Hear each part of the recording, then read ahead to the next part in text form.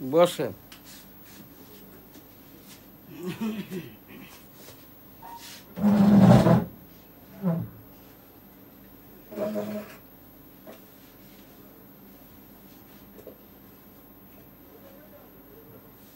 বিসমিল্লাহির রহমানির রহিম। আসসালামু আলাইকুম। জয় বাংলা, আমার সোনার বাংলা, আমি তোমায় ভালোবাসি। ভার্চুয়াল এডিটর হাফেজ মাওলানা শাহজালাল গোলদার স্টুডিওর বাহির হতে অনুষ্ঠানগুলি এডিটিং এবং পরিচালনা করছেন www.dailynewsstar.com।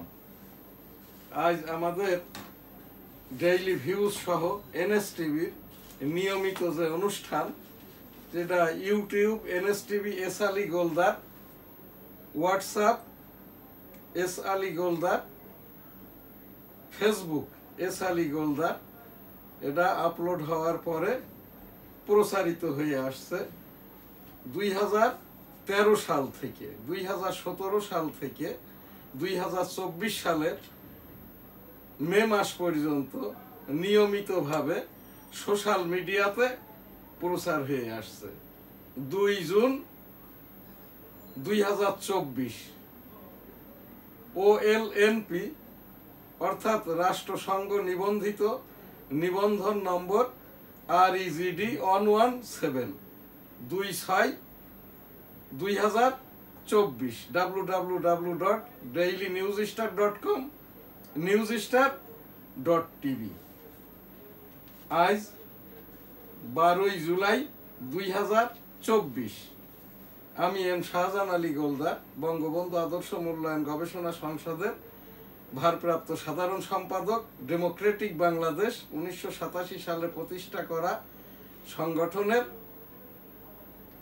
President M Shahjahan Ali Goldar. www.dailynewsstar.com EPO the Daily News Star অষ্টম ওয়েজবর্ডভুক্ত সংবাদপত্রের সম্পাদক, প্রকাশক ও স্বত্বাধিকারী। সংবাদপত্র দি ডেইলি নিউজ স্টার, দৈনিক ইত্তেফাক, দৈনিক সবাই আগে, দৈনিক বেনাপোল, উইকলি যশোর টাইমস, সাপ্তাহিক বাংলার 21, সাপ্তাহিক 21। সাংবাদিকদের সংগঠন জার্নালিস্ট কোঅপারেশন অফ বাংলাদেশ, সম্মিলিত সাংবাদিক জোট, হোটেল বেনাপোল আবাসিক, গোলদার বাড়ি, জামে মসজিদ, holy cargo express, high care cargo services, Mir express limited, graduate group, Al Madina money changer company limited, business international, Messrs graduate international printing press এবং গ্রাজুয়েট ইন্টারন্যাশনাল C&F এজেন্ট। সারা বাংলাদেশের 11টি স্টেশনের 12টি পোস্টে ব্যবসা, বেনাপোল, ঢাকা, চট্টগ্রাম, হিলি, বুড়িমারি, বিরল, সোনা মসজিদ, আইসিটি কমলাপুর ঢাকা, আইসিটি কমলাপুর, পানগাঁও, কেরানীগঞ্জ, বিরল, সোনা মসজিদ, টেকনাফ, আখাউড়া সৌজন্যে। ডেইলি ভিউজ, কোটা সংস্কারের ক্ষমতা সরকারের, কোটা পদ্ধতি পুনর্বহালের রায় হাইকোর্টের। ভার্চুয়াল এডিটর হাফেজ মাওলানা শাহজালাল গোলদার আজ এখানে সংবাদ ভিত্তিক আর কি, এই যে আমার মতামতটা বলার জন্য বলেছেন। আমি 1973 সালের ছাপাখানা প্রকাশনা আইন বইটির লেখক এবং ইউটিউব সামাজিক আইন সাংবাদিকতা ICT অ্যাক্ট 2018 ও বইটিরই সম্পাদক। ইউটিউব সামাজিক আইন সাংবাদিকতা ICT অ্যাক্ট 2018 বইটিতে মুজিব শতবর্ষের 140টি প্রোগ্রাম এবং এই যে কোভিড চলাকালীন 20,087 মিনিটের অনুষ্ঠান, কোটা সংস্কার আন্দোলন, যেটা 2018 সালে বাংলাদেশ আওয়ামী লীগের সরকার প্রধান হিসাবে মাননীয় প্রধানমন্ত্রী শেখ হাসিনা কোটা পদ্ধতি রহিত নয় বাতিল করেন। সেই কোটা আদালত কর্তৃক আবার যখন কোটার জন্য মতামত দেওয়া হয়েছে, রায় দেওয়া হয়েছে, আদেশ দেওয়া হয়েছে, তার উপরেই আর কি ছাত্র সহ এই আন্দোলনজনিত কারণে মাননীয় হাইকোর্ট কর্তৃক আবারও আর কি নির্দেশনা দেওয়া হয়েছে, যার আংশিক শুনানি হয়েছে, রবিবার শুনানি হবে। আমি 1988 সাল থেকে মাননীয় হাইকোর্টে আর কি রাজস্ব সংক্রান্ত এই মামলা করে থাকি। আমার একাধিক ডিএলআরও আছে। আমি M Shahjahan Ali Goldar MSS LLB। আমি 10ম BCS MCQ কোয়ালিফায়ার, পরে আর BCS দেই নাই, চাকরিটাও করি নাই, কিন্তু আইন পেশাটা আমি কিছুদিন করেছি। এখন এই যে 2021 সালে ICU-তে থাকা সহ অসুস্থতা জনিত কারণে আমি এখন আর আইন পেশাটা ওই যে রেভিনিউ লয়ার হিসাবে আর কি আমার এই দি নিউজ স্টার ভবন থেকেই আর কি নিজের কিছু কার্যক্রম রেভিনিউয়ের কার্যক্রম করি। তো সেখান থেকে আইন আদালতের ওপরে আমি একজন আইনজীবী হিসাবে, যেটা রাষ্ট্রীয় আইন এবং আমাদের ধর্মীয় মূল্যবোধ তথা স্থানীয় সরকারের সকল কিছু বিবেচনায় মুক্তিযুদ্ধের উপর ভিত্তি করে আদালত কর্তৃক যদি কোনো মামলা হয়, নির্দেশনা হয়, আদেশ হয়ে যায়, সাজা হয় বা মামলা চলমান থাকে, তার উপরে কোনো কথাটাই বলা চলে না। এরপরেও যেহেতু কথাবার্তা বলছেন, এরপরে আদালত আবার এটা আমলে নয় মান্য করে আর কি আদালত থেকে বলা হচ্ছে প্রধান বিচারপতির পক্ষ হতে ছাত্রদের যদি কিছু বলার থাকে তাদের জন্য always open to High Court. তো এইটা তারা আদালতে যেয়ে বলতে পারেন। আজকে শুক্রবার, বন্দর দিন হওয়া সত্ত্বেও তারা আন্দোলন করেছে। এখান থেকে আমি একজন আইনজীবী হিসাবে যতটুকু জানি আর কি, যে আইনের ওপরে কোনো কিছু গেলে তার ওপরে আর কোনো কথাটাই বলা চলে না। তো যেহেতু মাননীয় প্রধান বিচারপতি রবিবার আবারও শুনানি করবেন, নিষ্পত্তি পর্যন্ত আর কি এইটার ওপরে কথাবার্তা না বলাই ভালো। 47 থেকে 10.5 কোটি টাকা লেনদেন, 30 পরীক্ষার প্রশ্ন ফাঁসের কথা স্বীকার, জড়িত আরো 13 জন আটক, বাধা মানেননি কোটা বিরোধীরা।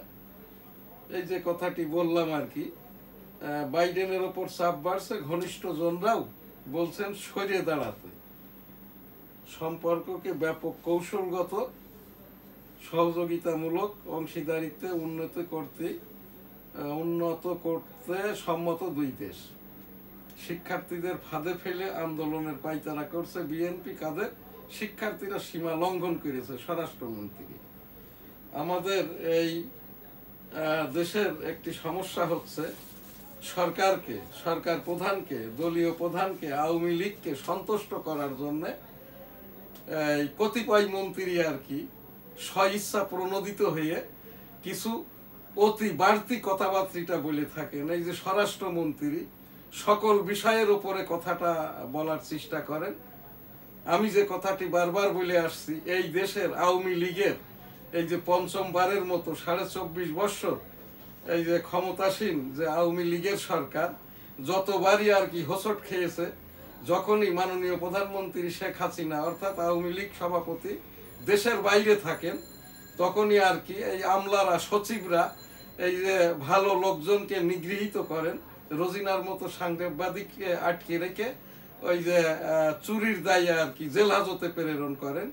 মইনুল ইসলাম সাহেবের মতো একজন বিশিষ্ট এই যে পত্রিকা সম্পাদক, মালিক এবং আইনজীবীকেও কিন্তু ছাড় দেওয়া হয় না। যখনই মাননীয় প্রধানমন্ত্রী দেশের বাইরে থাকেন, এই যে এখন চাইনাতে আছে মাননীয় প্রধানমন্ত্রী শেখ হাসিনা, দেশের এই যে এখন যে পর্যায়টা যাচ্ছে, স্বরাষ্ট্রমন্ত্রী কথাটা কেন বলবেন, আইনমন্ত্রী কেন কথাটা বলবেন? এনারা কি আইনের বই পড়েন নাই? আদালতি কারবার চলাকালীন আর কি এখানটাই কোনো কথাটাই বলা যায় না। তো সেখান থেকে এনএসটিভি টেবিল থেকে উপস্থাপনা, আমি একজন আইনজীবী হিসাবে, আমি বাংলাদেশ আওয়ামী লীগের এই যে সংগঠন যেটা বাংলাদেশ তাঁতি লীগ কেন্দ্রীয় কার্যনির্বাহী কমিটির প্রচার প্রকাশনা সম্পাদক এবং বঙ্গবন্ধু আদর্শ মূল্যায়ন গবেষণা সংসদের ভারপ্রাপ্ত সাধারণ সম্পাদক। রাজনৈতিক সংগঠন নয়, গণতন্ত্র, সরকার, রাষ্ট্র, সংসদ, ভোট, গবেষণামূলক সংগঠন ডেমোক্রেটিক বাংলাদেশের প্রেসিডেন্ট আমি এম শাহজাহান আলী গোলদার। প্রতিষ্ঠাকাল 1987 সাল, যার জন্য 2001 থেকে এই পর্যন্ত একাধিকবার আমি ফাদার অব ডেমোক্রেসির দেশ ইউনাইটেড স্টেট অফ আমেরিকাতে গিয়েছি। তো এই জায়গা থেকে আমার উপস্থাপনা, সরকার প্রধান, বাংলাদেশ আওয়ামী লীগের সরকার প্রধান যখন দেশের বাইরে থাকেন, মন্ত্রীদেরকে, এমপিদেরকে, রাষ্ট্র সরকার পরিচালনায় সচিবদেরকে, এদেরকে যথেষ্ট কিয়ারনেসের মাধ্যমে যার যে দায়িত্বটা, শুধু দায়িত্বটাই পালন করা, অতি কথন না করা। তো এই জায়গাটাই পত্রিকায় আমার এই যে দৃষ্টি আকর্ষিত হয়েছে, এখানে শিক্ষার্থীরা সীমা লঙ্ঘন করেছে।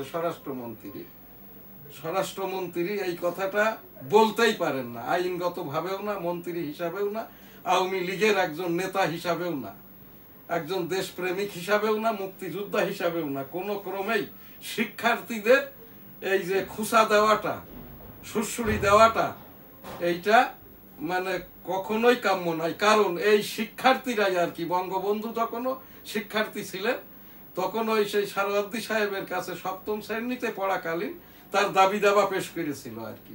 বঙ্গবন্ধু তাহলে কি এই যে সীমা লঙ্ঘনকারী ছিল? আমরা আমাদের জিহ্বাতে লাগাম দেই, বিশেষ করে যখন সরকার প্রধান দেশের বাইরে থাকে, মন্ত্রীরা, এমপিরা, সচিবরা এবং যারা আমরা আওয়ামী লীগের পোর্টফোলিওধারী, ওই যে প্রেসিডিয়াম মেম্বাররা এখানে চুপচাপ কেন? প্রেসিডিয়াম মেম্বারদের কাজটা কি? এই জায়গার থেকে আর কি, যেহেতু আইন আদালতি কারবার চলাকালীন বা কারবার হয়ে গেলে এর ওপরে কথাটা আমরা না বলি।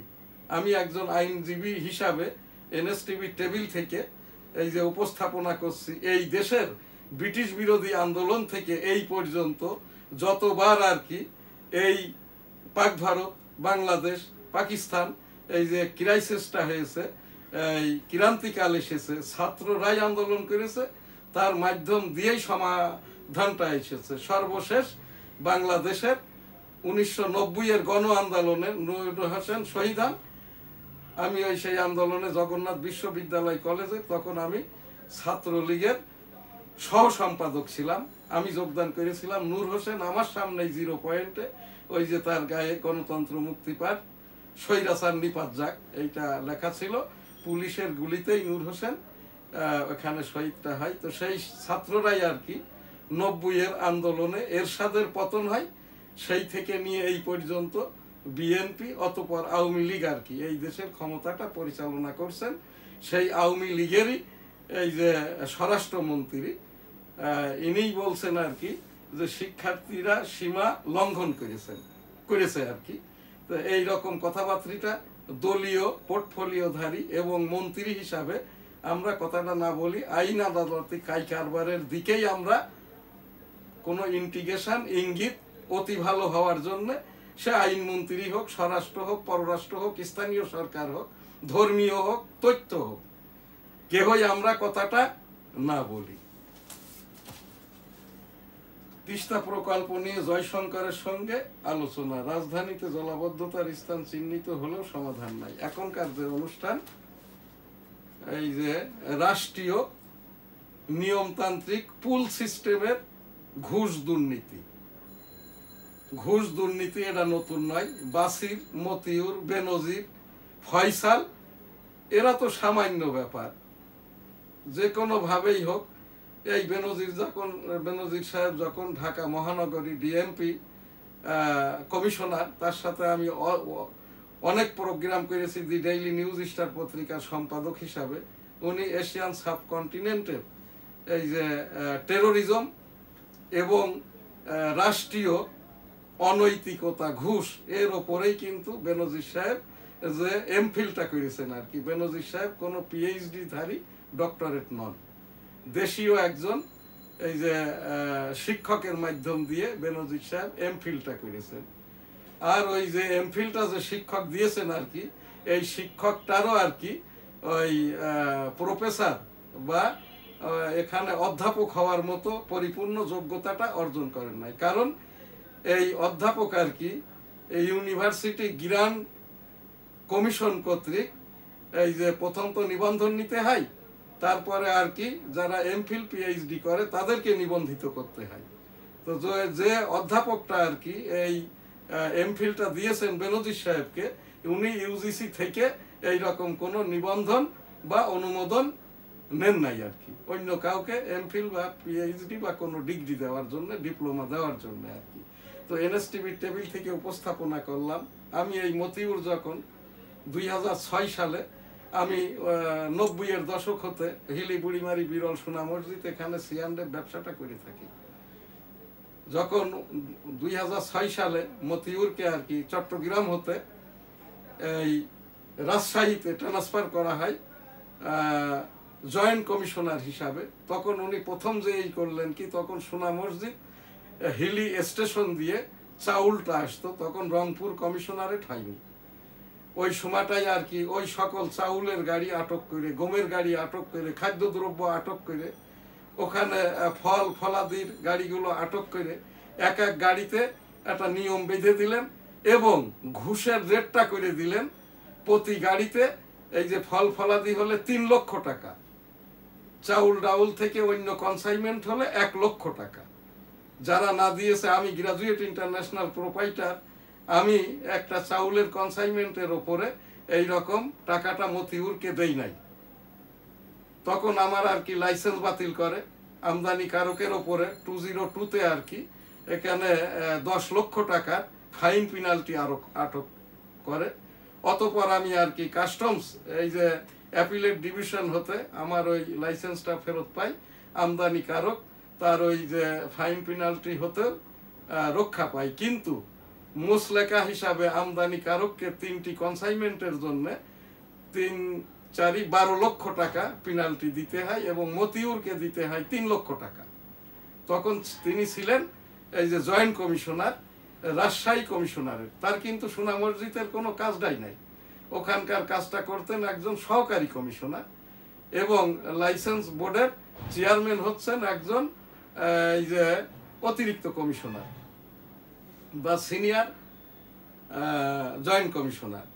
তো সেই মতিউর আজকে এখানটায় যে অপকর্ম করেছেন, যে সম্পদ বাগিয়ে নিয়েছেন, এখানে মতিউরই দায়ী নাই, তার ওপর থেকে ওপর পর্যন্ত অর্থাৎ সচিব পর্যন্ত এবং নিচের থেকে স্টেশন পর্যন্ত সে যে যে জায়গাতে তিনি ওই ফিল্ড লেভেলে, মতিউর কিন্তু টাকাটা কামিয়েছেন এনবিআর এর সদস্য হওয়ার পরে নন, টাকা যত কামিয়েছেন এনবিআর সদস্য হওয়ার পূর্বেই আর কি, এবং পুল সিস্টেম করে তার কমিশনারকেও দিয়েছেন, নিচের দিকে স্টেশন পর্যন্ত যেখানতে এই যে ব্রাইবটা আর্ন হয় সেখানেও দিয়েছেন আর কি। এখান থেকে আর কি আমার একটি এই যে আমি 1990 সালে যখন ভ্যাট 24 ঘন্টায় দেওয়াটা হয়, তার আগে তো নিগৃহীত করতো, তখন আমি আর কি 80 ওয়ার্ডের একটা মতামত দেয়, এর ওপর ভিত্তি করেই আর কি প্রথম আর কি 24 ঘন্টায় প্রথম ভ্যাট রেজিস্ট্রেশন নিবন্ধন করা হয়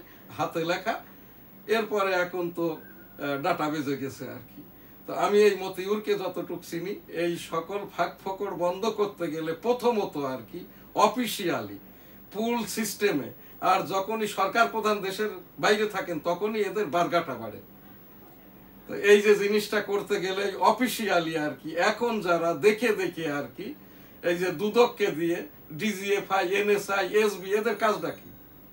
এদের কাজটা কি? আমাদের পাশের দেশ ইন্ডিয়া, ইন্ডিয়ার একটি এই যে প্রভিন্সিয়াল গভর্নমেন্ট পশ্চিম বাংলা, এদেরও একটি উইং আছে আর কি, যারা চাকরি বাকরি করে তাদেরকে আর কি ওই যে অ্যাসেট ডিটেক্ট করার জন্য চাকরির সময় কত ছিল, তার বাপ দাদাদের কত ছিল, এখন কত আছে, মাসে কত বেতন পায়, কত খরচ করে, আত্মীয় স্বজনের কারা কারা বড় বড় পদে আছে, এবং এই রকমটা করে বাংলাদেশেও যেহেতু এইগুলো নির্ধারণ করার জন্যই ডিজিএফআই, এনএসআই, এসবি।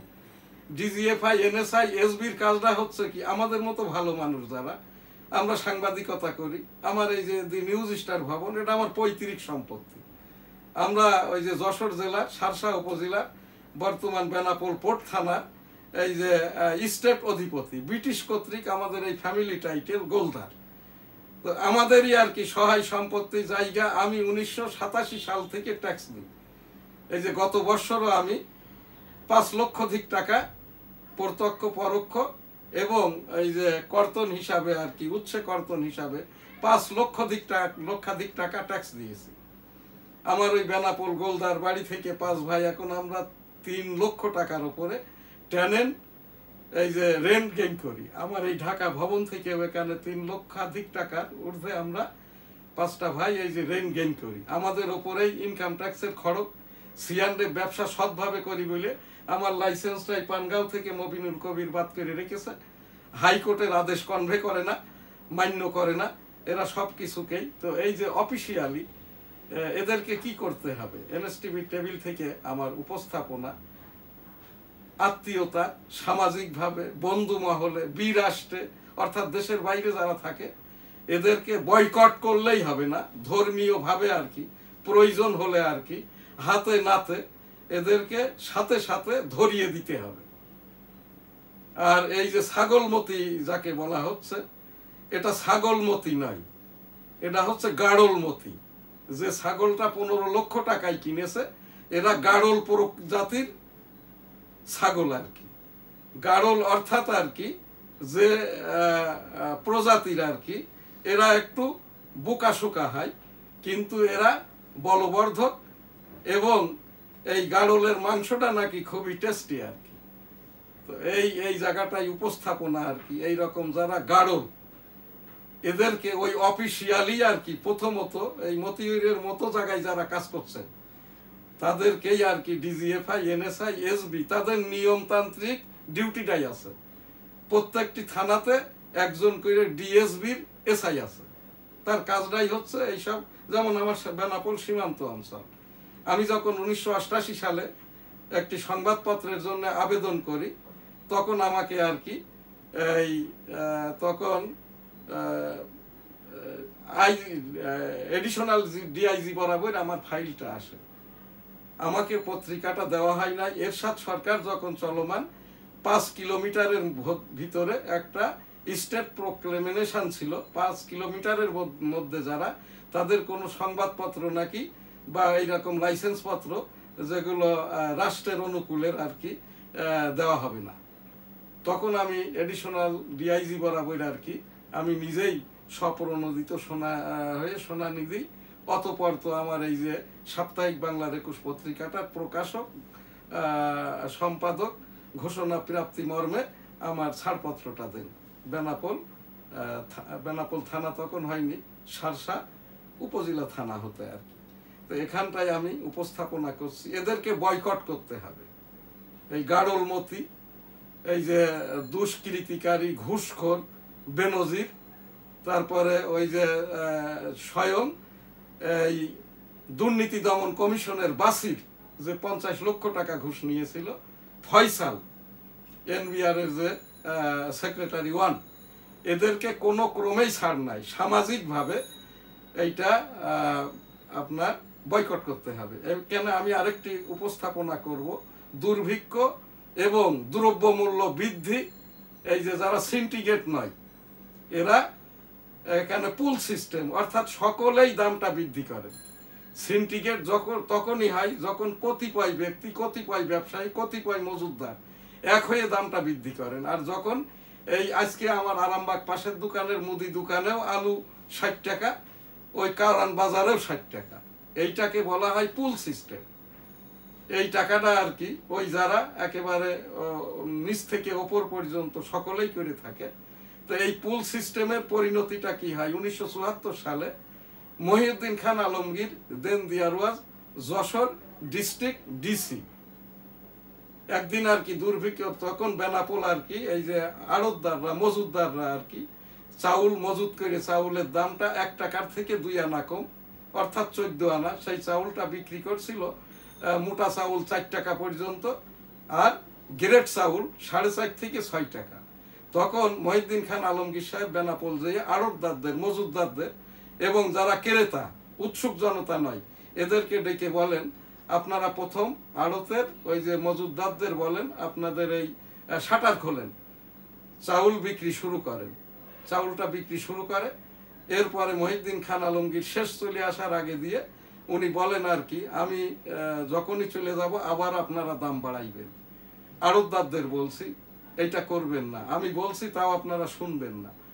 আর এখানে যারা আপনারা ক্রেতা, এই রকমটা যদি এরা করে, যা করার তাই যদি ক্রেতারা করে আর কি, আমার সেখানে কোনো বলার কিছু থাকবে না।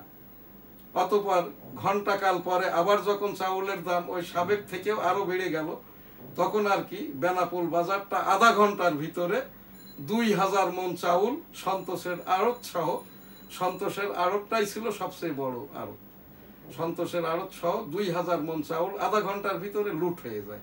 তৎপরবর্তীতে আর কোনো কিছুই হয়নি, আজও হয়নি। এনএসটিভির টেবিল থেকে আমার একটি উপস্থাপনা, আমরা যারা 18 কোটি জনগণের পক্ষের গার্জিয়ান, মুরব্বী, বাড়ির মালিক, গাড়ির মালিক, বাজারঘাট করি, আমাদেরও দায়িত্ব আছে। যখনই একটা লোক বা সকলেই আর কি দামটা বৃদ্ধি করে দিচ্ছে, আমাদের দামটা নির্ধারণ করবেন কিভাবে? আমাদের সরকারি যেটা বিক্রয় সংস্থা TCB, trading corporation of Bangladesh, এর যে নির্ধারিত মূল্য আছে, চাউলের দাম, ডাউলের দাম, আটার দাম, তেলের দাম, আলুর দাম, পেঁয়াজের দাম, রসুনের দাম, এরাও তো আমদানি করে এনে বিক্রি করে, লাভ করেই বিক্রি করে। এর ওপরেই যখন দামটা হবে, আমাদের করণীয় হচ্ছে কি, ওই যে মখা আলমগীর সাহেবের ওই কথাটার ওপরেই আর কি গুরুত্ব দিয়ে, আর ইসলামিক ভাবেও কিন্তু এই মজুদদারদেরকে এই রকমটা করলে এইটার ওপরে কি হবে না হবে আমার এখানে কোনো মন্তব্য নাই। তবে আর কি আমাদের 18 কোটি জনগণের যারা আমরা পারিবারিকভাবে গার্ডিয়ান হিসাবে প্রতিনিধিত্ব করি, আমাদেরও কিছু দায়িত্ব আছে। আমরা সকলেই বাজারে দোকানদার 100 জন, ক্রেতা 1000 জন। আমরা যদি তাৎক্ষণিকভাবেই আর কি আমরা যারা ওখানটাই থাকি, একটা কাজ তো আমরা করতে পারি, সবাই সম্মিলিত হয়ে, ওই যে 1000 জন না হোক, 100 জন হোক, আমরা একটা প্রতিবাদ তো করতে পারি যে এই ভাইয়েরা তোমরা টিসিবির থেকে বেশি দামটা কেন নিচ্ছ? আর আমাদের এখানে যারা বাণিজ্য মন্ত্রী থাকে, এনারা অথর্ব, একটা দাম নির্ধারণ কিভাবে করবেন এটা হয়তো তারা জানেই না আর কি। দাম নির্ধারণ কেন করবেন? দাম তো নির্ধারিত। ট্রেডিং কর্পোরেশন অফ বাংলাদেশ প্রত্যেকটি কমোডিটি কনজুমার আইটেমের ওপরেই, সে সোনা দানা থেকে নিয়ে এভরিথিং আর কি নির্ধারিত। এই জায়গাটাই ধরে জনগণের পক্ষ হতে আমরা যদি সোচ্চার না হই, আমাদের এই দ্রব্য মূল্যটা কিন্তু জীবনেও এটা কমবে না। আর ধর্মীয় মূল্যবোধে আর কি রাষ্ট্রের সকলেই অনৈতিকতা করে না, ঘুষ খাওয়ার ইচ্ছা থাকলে স্কোপ থাকে না। এই জন্যই আর কি যারা ওই অফিসিয়ালি ব্যাংক হতে নিয়ে সকল ক্ষেত্রে আর কি যারা ঘুষটা খান না, দেশপ্রেম আছে, মুক্তিযোদ্ধা পরিবারের, রাষ্ট্রের অনুকূলের, আওয়ামী লীগ সরকারকে, মাননীয় প্রধানমন্ত্রী শেখ হাসিনাকে, রাষ্ট্রটাকে আরো ভালো করার জন্য সহযোগিতা করার ইচ্ছাটা আছে, তারাও আর কি, যারা আপনার যে বস হোক নিচের দিকে হোক, এই যারা ঘুষখোর, আপনার কাজটা করতে হবে কি, স্থানীয় ওই যে থানা ভিত্তিক যারা ডিএসবি, এনএসআই, এসবির এই যে যাদের পোস্টাই আছে আর কি, যারা চাকরি করাকালীন দুর্বৃত্তায়নকারী করে, ঘুষ খায় এবং দ্রব্য মূল্য বৃদ্ধি করে, মানুষজনকে অসম্মান করে, এই যে নাম ধামের ওপরে আর কি এই চাঁদাবাজিটা করে, এদেরকে যদি ওই সংশ্লিষ্ট থানার সংশ্লিষ্ট অফিসারকে, ডিজিএফআই, এনএসআই, এসবিকে, এদেরকে করলেই তারা তখন র্যাবকে নিয়ে, আর্ম ফোর্স নিয়ে,